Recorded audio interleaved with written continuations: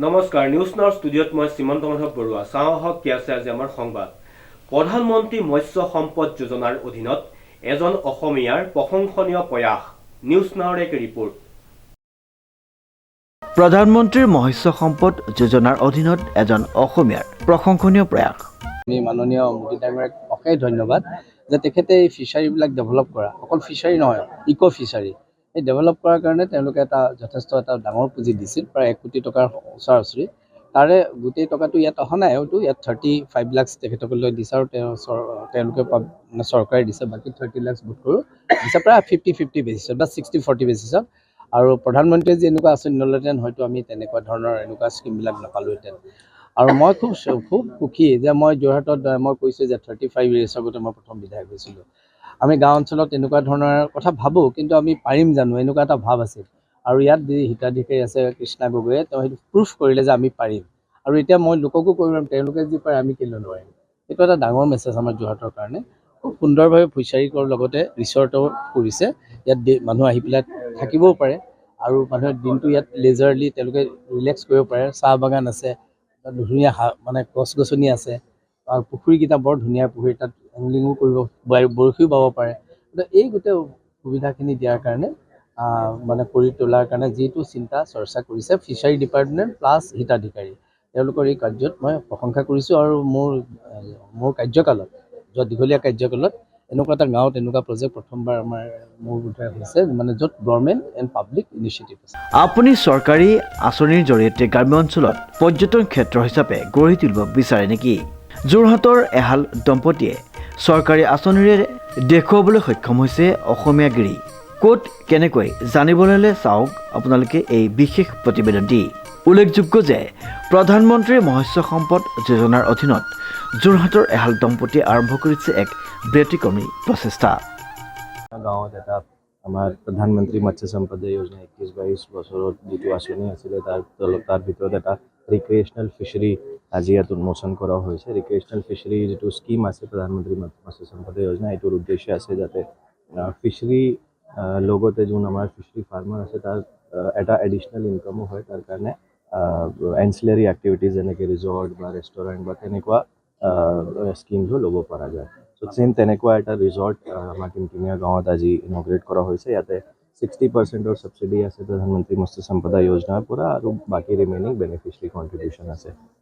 বহুত ধুনীয়া পৰিৱেশ মাজেৰে এইটো এটা প্ৰাইম এক্সাম্পল হৈছে আমাৰ ইক' টুৰিজম আৰু টি টুৰিজমৰ। ইয়াত সৰু এটা চাহ বাগানো আছে আমাৰ বেনিফিচিয়াৰী।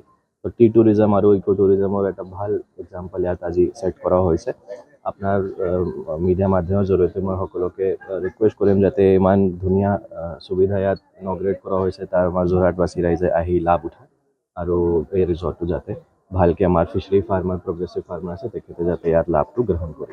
যোৰহাট নগৰৰ পৰা কিছু নিলগত অৱস্থিত নৱালী টিমটিমীয়া অঞ্চলত প্ৰায় 20 বিঘা মাটি সামৰি আৰম্ভ কৰিছে মীন পালনৰ লগতে গ্ৰাম্য অঞ্চলত পৰ্যটকক আকৰ্ষণ কৰাৰ বাবে এখন বিশেষ ৰিজৰ্ট, য'ত থাকিব চাহ বাগানৰ মাজে মাজে কটেজৰ লগতে পৰম্পৰাগত থলুৱা খাদ্যৰ সম্ভাৰ।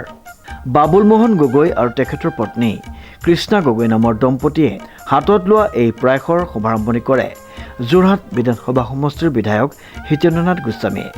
আৰম্ভণি অনুষ্ঠানত উপস্থিত থাকে যোৰহাট জিলা আয়ুক্ত জয় শিৱানীৰ লগতে মীন পালন খণ্ড আৰু কৃষি বিভাগৰ বহুকেইগৰাকী বিষয়া। বহুত কষ্টৰ বলত আজি সাৰ্থকতাৰ দিনটো সাৰ্থক হৈছে বুলি আজি তাৰ অনুভৱ হৈছে। বহুত কষ্ট কৰিলোঁ, কষ্ট কৰি আজি কোনোবা ৰাইজক উৎসৰ্গা কৰিবলৈ সক্ষম হৈছোঁ আৰু আপোনালোকক পাই নথৈ সুখী হৈছোঁ।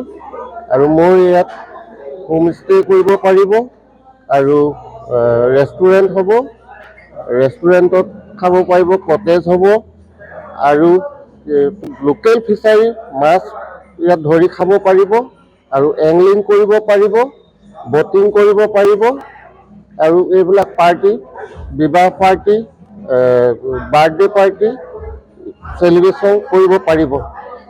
এয়াই আৰু যোৰহাট চৰ্দাৰ আলি টিমটিমীয়া গাঁও, যোৰহাট চৰ্দাৰ আলি টিমটিমীয়া গাঁও, জলপৰী ৰিচৰ্ট। ইয়াত যদি আপোনাৰ থকা খৰচটো 24 hours 2000 rupees হ'ব আৰু খোৱা বোৱাবিলাক মেনু মতে হ'ব। উল্লেখযোগ্য যে বাবুল গগৈ আৰু তেখেতৰ পত্নী মিলিত হৈ আৰম্ভ কৰা এই প্ৰয়াসে গ্ৰাম্য অঞ্চললৈ পৰ্যটকৰ আগমন নিশ্চিত কৰিব বুলি উপস্থিত ব্যক্তিসকলে মত পোষণ কৰে। আৰু আমাৰ যিখন ৰিজৰ্ট তাৰ নামটো হৈছে জলপুৰি ৰিজৰ্ট। জলপুৰি ৰিজৰ্ট মানে বহুত দুখ কষ্টৰে আমি এইটো তাৰমানে আজি উপনীত হৈছোঁ বুলি ভাবিছোঁ আৰু বৰ্তমান আজি আমাৰ ইনগ্ৰেশ্যনটো আছে আৰু ইনগ্ৰেশ্যনটো কৰিছোঁহে, কিন্তু তাৰ পাছত আৰু আপোনালোকৰ আশীৰ্বাদত যদি আগবাঢ়ি যাব পাৰোঁ আমি নিশ্চয় আগবাঢ়ি যাম বুলি ভাবিছোঁ। শ্ৰীমন্ত মাধৱ বৰুৱাৰ ৰিপৰ্ট নিউজ নাও।